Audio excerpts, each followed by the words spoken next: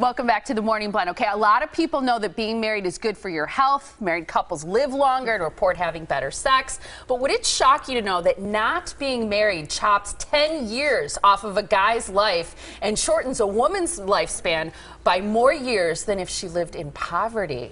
Wow. I better get to that altar quick. Not.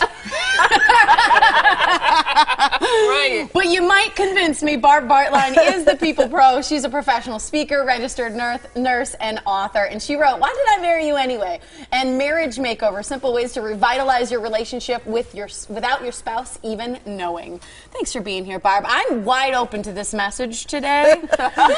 We're gonna get you looking married. for you to convince me. We're going to get you married, Tiffany. It's about time. I'm not sure, but let's talk about it. Why are these statistics true, and where do they come from?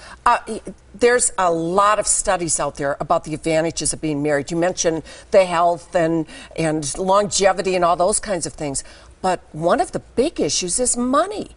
It's just cheaper long-term to stay married. And I want to run through a few of the statistics, Yeah. Barb, because this is illuminating for sure. Marriage failures are very costly in terms of lawyers and courts. After divorce, wives' standards of living dropped 27%, while men's standards increased by about 10%. Why that discrepancy, men and women? Well, it's a disparity of income.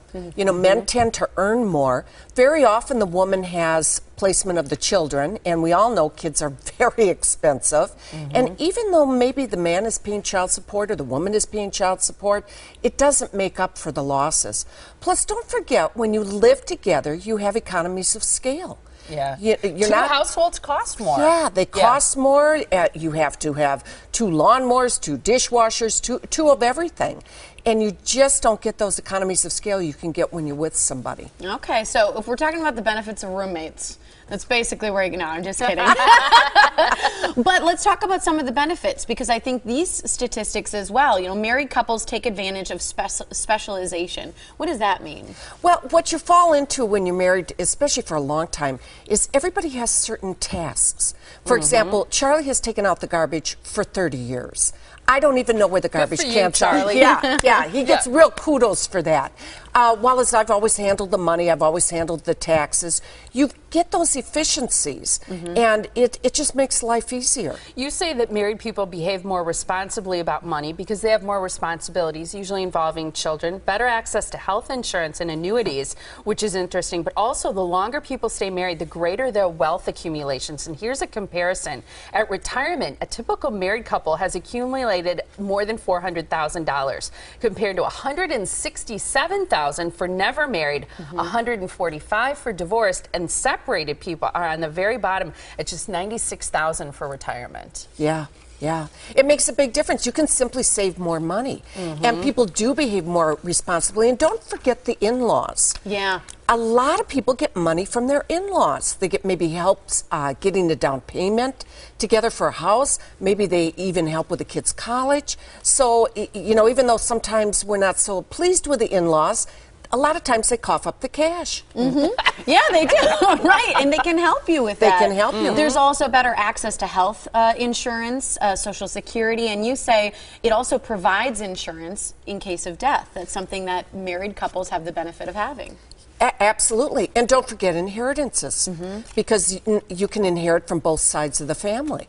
And all of that can lend to a long-term wealth accumulation. So that's the money. Yeah, I was just going to say, Let's that's the move on. money, Let's but move is on to that health. worth being married? Yeah, well, that's a good question. What if you're not happy? What if you're horribly unhappy? If you're horribly unhappy, then you need to make some changes. But what I do recommend to people, if you're looking at making changes, sit down with a financial planner. Sit down with somebody and talk about the money and how to handle the money. Because there may be some efficiencies even in how you get divorced. And I'll give you an example. I had one client who was married 9 years and 10 months and got divorced. If she would have waited just 2 more months, she would have had access to his Social Security. So sometimes just thinking things through can make a difference. But if you're unhappy, you need to make some changes. Yeah, and sometimes depending on the health of the relationship and where it's at, you may not have 2 months, you know, so you have to recognize that as well. You know, I think it's also interesting to talk about, you know, sometimes when you go through a divorce or a breakup, you feel like you're going to die. But the truth is, there's some mortality statistics involved in being single or married. In fact, 50% non-married people have higher rates of mortality. As Molly mentioned earlier, 50% higher among women and 250% higher among men. Do we have reasons for that? Is it just the emotional benefit of being partnered and being taken care of and feeling safe? That's part of it, but the big issue with men, quite honestly, is when they're not in a relationship, they tend to be a little bit reckless. They maybe drink more, they're maybe out more, they're riding their motorcycle, they have a much higher mortality from accidents, from injuries, and they don't take as good a care of themselves. Who nags the guy to go to the doctor? Right. Who makes his mom? Who makes the appointment? Yeah, you know, the wife. Yeah, most of the time. I mean, you know, it used to be mom, and now it's the wife. No, quit smoking. You've got to do this. You got to do that. It's I call it the nagging factor, and you know what? It really pays off. Yeah. I tell my husband all the time, my nagging is saving your life. There you go. I like that line. Nagging saves lives. Exactly. People. See, feel good about that. You heard it from the pro. We ran out of time, but I just want to mention mental health too, because for both men and women, there's less anxiety, depression, and suicide among people who are married, which I think is definitely interesting in the pursuit of happiness. And your conclusion, I know, is work as hard as you can on your marriage as you do on your career, your financial planning, and your health, and establish some common interests, you say, is one way to help build that, and also to learn how to communicate by avoiding some of the common traps of arguing and things like that, which I think is important. Exactly, exactly, and you'll be happier. You know, if you have a problem, all you have to do is roll over, and you got somebody to talk to. It's great. Yeah. Exactly. Thanks, Barb. Always great to have you on the show. Good information here, and you can find out more about The People Pro by going to our website, thepeoplepro.com. Nice to see you. Come back soon. Thanks, Barb.